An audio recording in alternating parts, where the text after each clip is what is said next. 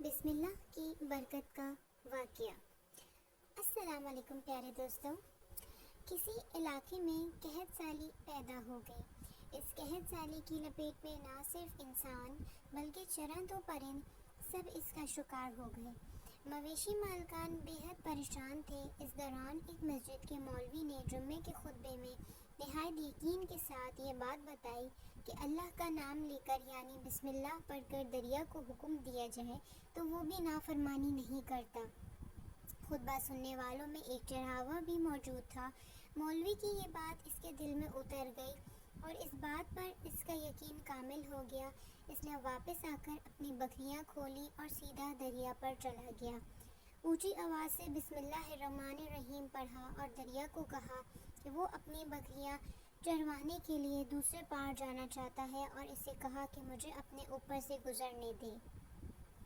یہ کہہ کر اس نے اپنی بکریوں کو لیا اور دریا پر چلتا ہوا دریا پار کر گیا۔ دریا کے دوسری طرف کا علاقہ گھاس سے بھرا پڑا ہوا تھا۔ درختوں کے پتے بھی سلامت تھے کیونکہ کسی کو یہاں تک آنے کی رسائی نہیں تھی۔ اس نے خوب اچھی طرح اپنی بکریوں کو سیر کروایا اور واپس لوٹ آیا۔ پھر یہ اس کا معمول بن گیا کہ وہ بکریاں پار چھوڑ کر واپس آ جاتا اور شام کو جا کر بکریاں واپس لے آتا۔ اس کی بکریوں کا وزن دگنا چگنا ہو گیا۔ لوگ چونک گئے اور اس سے پوچھا کہ وہ اپنی بکریوں کو کیا کھلاتا ہے۔ وہ سیدھا سادہ اور صاف دل نوجوان تھا۔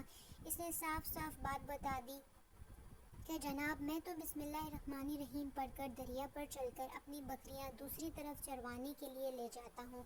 یہ بات سب نے سنی مگر کسی نے اس چراوے کی بات پر یقین نہیں کیا کیونکہ یہ ناقابل بات تھی۔ مگر بات ہوتے ہوتے مولوی صاحب کے پاس پہنچ گئی۔ مولوی صاحب نے اس چراوے کو بلایا اور سارا ماجرا پوچھا۔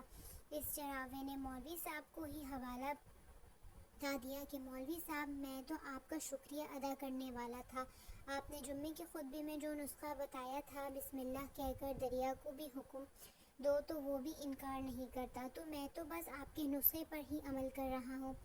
مولوی صاحب حیرت سے اس کے چہرے کو دیکھتے رہے۔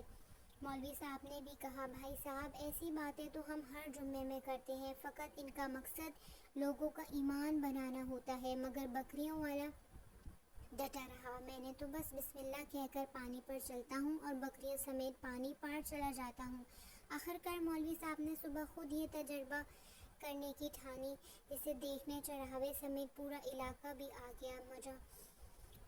مجمع زیادہ تھا۔ مولوی صاحب نے ایک دو بار سوچا کہ انکار کر دوں کہ کہیں ڈوب نہ جاؤں، مگر وہ جو مولوی صاحب کو کندھے پر اٹھا کر لائے تھے اب بھی جوش و خروش سے اللہ اکبر کے نعرے لگا رہے تھے اور مولوی صاحب کے حق میں تعریفیں کر رہے تھے۔ آخرکار مولوی صاحب نے اپنے ڈر کو دور کرنے کے لیے ایک رسہ منگوایا۔ پہلے اسے ایک درخت کے ساتھ باندھا، پھر اپنی کمر کے ساتھ باندھا، پھر ڈرتے ڈرتے ڈھیلا ڈھالا بسم اللہ پڑھا اور دریا پر چلنا شروع ہو گئے۔ مگر پہلا پاؤں ہی رکھا تھا کہ پانی میں گر گئے۔ مولوی صاحب ڈبکیاں کھانے لگے اور پانی کے بہاؤ میں بہنا شروع ہو گئے۔ لوگوں نے کھینچ کھینچ کر باہر نکالا۔ مولوی صاحب کی اس حرکت نے چراوے کو پریشان کر دیا کہ مولوی صاحب کی بسم اللہ کو یہ کیا ہو گیا ہے، کیونکہ اس کا یہ روز کا معمول تھا۔ اس کے اپنے یقین میں کوئی فرق نہ آیا۔ اس نے بسم اللہ کہہ کر بکریوں کو پانی کی طرف اشارہ کیا اور خود ان کے پیچھے چلتا ہوا پار چھوڑ کر واپس بھی آ گیا۔ لوگ اسے ولی اللہ سمجھ رہے تھے اور اس کے حق میں نعرے لگا رہے تھے، مگر وہ سب بے نیاز سیدھا سادہ انسان تھا۔ وہ مولوی صاحب کے پاس پہنچا اور کہا مولوی صاحب میں آپ کی بسم اللہ کی تعریف سے کافی پریشان تھا، مگر پانی پر چلتے ہوئے مجھے آپ کی بسم اللہ کی بیماری کا پتہ چل گیا۔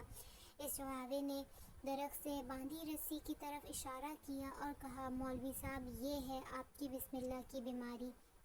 آپ کی بسم اللہ کی برکت کو یہ رسہ کھا گیا۔